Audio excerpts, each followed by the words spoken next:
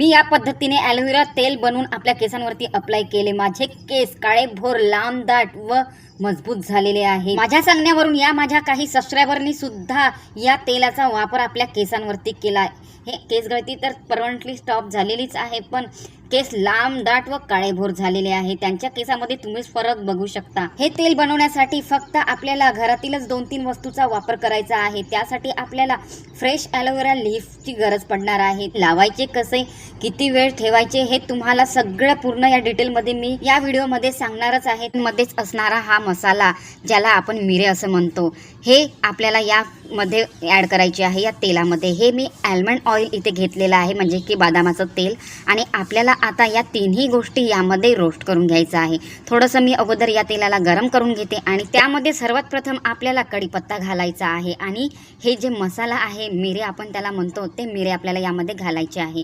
याला अगोदर थोडंसं रोस्ट करून घ्यायचं आहे या दोन्ही वस्तूला। पण तुम्हाला माहिती नाही आहे याचे फायदे।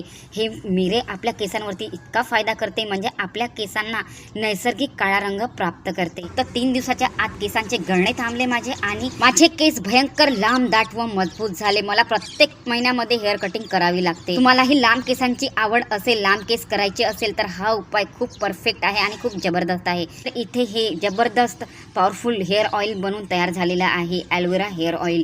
हे आपल्या केसांना रात्रीला आपल्या केसांवरती अप्लाय करायचे आहे आणि सकाळला उठून आपल्या आवडतीच्या शॅम्पूने हेअर वॉश करायचे आहे।